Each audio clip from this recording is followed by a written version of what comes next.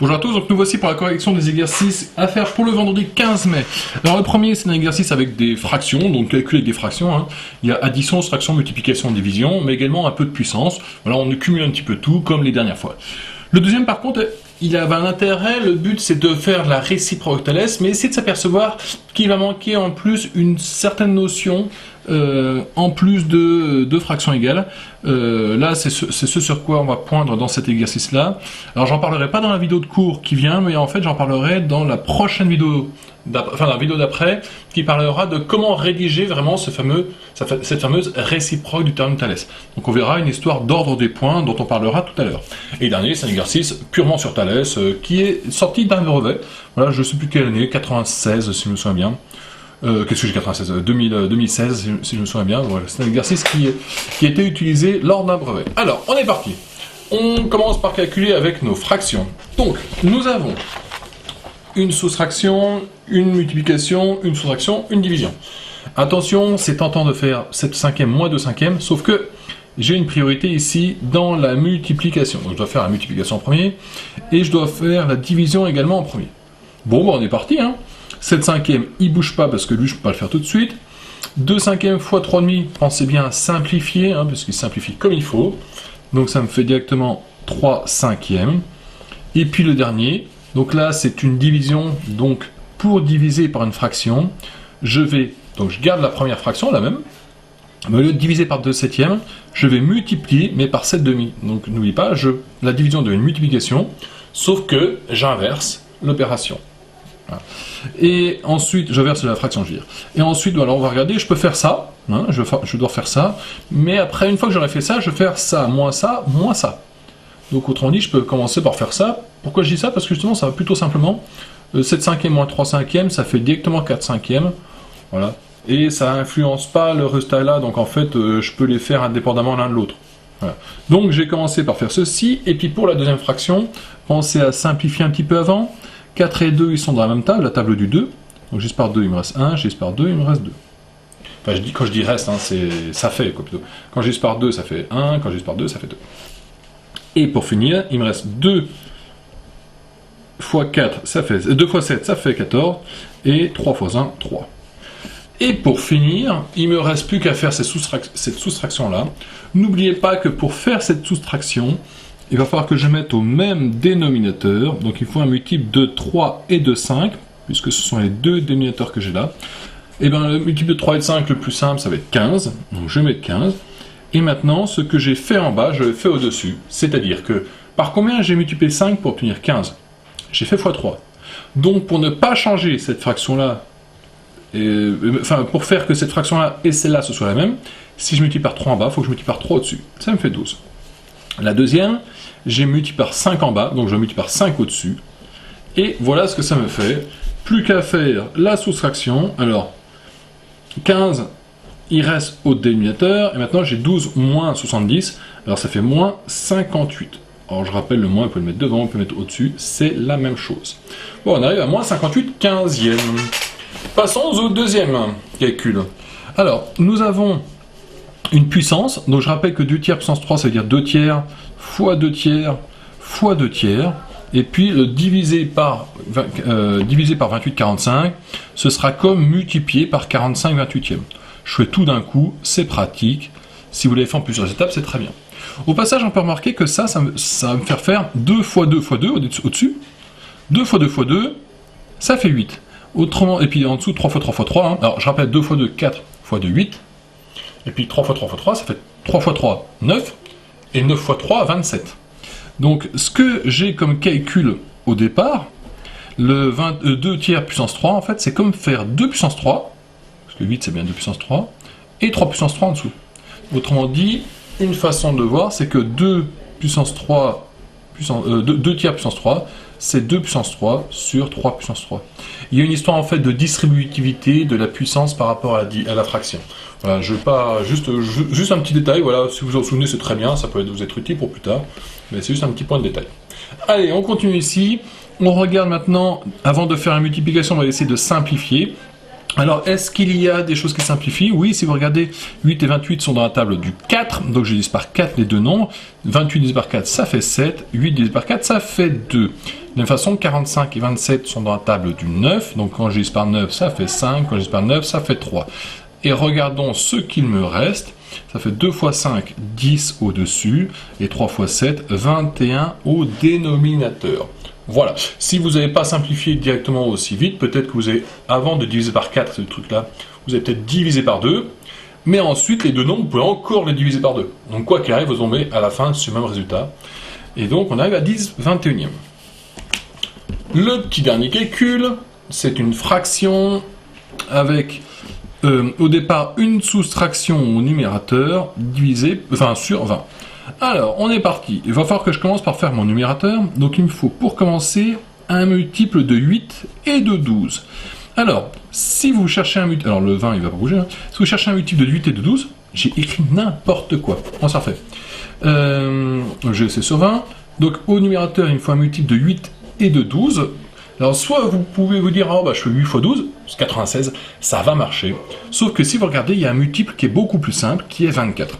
En l'occurrence, 24 c'est 3 fois 8, et 24 c'est 12 fois 2.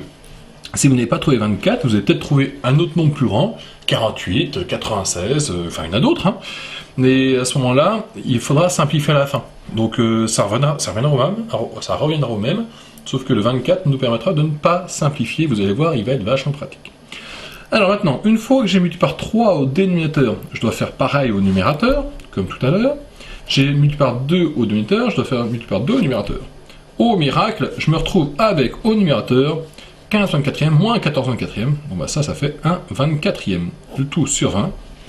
Alors là, je me retrouve avec une fraction sur une fraction. Alors n'oubliez pas, quand vous avez ce genre de truc là, pensez à bien ordonner aux fractions, dans le sens que la plus grande, c'est celle qu'on fait en dernier en gros. Donc ça c'est 1 24e sur 20. Et pas 1 sur 20 24e. 24 20e. Voilà, il faut bien penser à ce que celle-ci soit plus petite que la grande. Ensuite, j'ai une fraction divisée par 20. Alors, divisée par 20, je n'aime pas trop parce que moi, je sais diviser par des fractions, là. Donc, je vais mettre sur 1. Et là, à ce moment-là, on arrive à 1 24e fois, et cette fraction-là, je l'inverse, hein, je fais ce qu'on appelle un twist. Ça fait 1 20e. Voilà. Et ce qui me fait, pour finir, 1 fois 1, 1, et 24 fois 20, 480. Et voici notre résultat final. Donc il y avait pas mal de petites techniques, hein. De toute façon on en fait depuis quelques jours. L'objectif c'est vraiment que vous vous entraîniez à ces fameux calculs avec des fractions. On va en faire plein. Je ne sais pas encore si je mettrai la prochaine feuille de calcul, mais sans doute. Voilà. Allez, on continue. J'ai ici, dans celui-ci, voilà, à vérifier que AM sur AB et AN sur AC, savoir si elles sont égales. Alors on va déjà faire les calculs à chaque fois. AM sur AB, donc AM c'est 8, AB c'est 16, donc 8 16e pour le premier. Et AN sur AC, ça fait 6 sur 12. Est-ce que ces deux fractions-là sont égales? Bon, bah, je vous espérais que ça se voit assez vite. Alors première façon de le voir, c'est que elles sont toutes les deux égales. Et là, je pense que c'est pas trop compliqué à voir. Égale à 1,5. Alors pourquoi hein? Parce que pour passer de là à là, je fais x6, pour passer de là à là, je fais x6, pour passer de là à là, je fais x8, pour passer de là à là, je fais x8. Donc en fait, ces deux fractions-là, elles sont égales. Une autre façon de le voir, et qui va être vachement pratique, n'oubliez pas que deux fractions sont égales si leurs produits en croix sont égaux. Alors qu'est-ce qu'on appelle les produits en croix? C'est les produits quand on met en diagonale, quand on multiplie en diagonale. 8 x 12, ça fait 96. 6 x 16, ça fait 96. Donc ces deux fractions-là, elles sont égales parce que leur produit en croix, donc 8 x 12 et 16 x 6, donnent le même résultat. Ces deux fractions-là sont égales parce que leurs produits en croix sont égaux. Et maintenant, si on regarde, bah, évidemment que on voit bien que BC et NM ne sont pas parallèles. Et pourquoi? Pourtant, on a bien ce qu'il nous faut. Bon, c'est évident qu'elles sont parallèles. Mais en fait, ce qu'on aimerait, c'est que AM, il soit plutôt de ce côté-là. Hein, cette longueur-là, il est là. Et là, à ce moment-là, je peux commencer à avoir des parallèles. Hein, si je prends celui-là, je le déplace et je mets ici, on commence à avoir des parallèles. Donc, il va y avoir une histoire autre que les deux fractions égales, il va y avoir une autre histoire. En l'occurrence, qui va être une histoire de ordre. En l'occurrence, A, N et C, ils sont dans cet ordre-là. Il faudra donc, pour qu'il y ait des parallèles, en plus vérifier que A, M et B soient dans le même ordre. Donc A, N, C et A, M, B. Voilà, il faudra que les deux, qu'il y ait une histoire d'ordre en plus des fractions égales pour utiliser la réciproque de Thalès. En l'occurrence, ici, là, si vous regardez, les points sont bien dans l'ordre A, M, B, A, N, C, et vous vérifieriez que les fractions sont égales.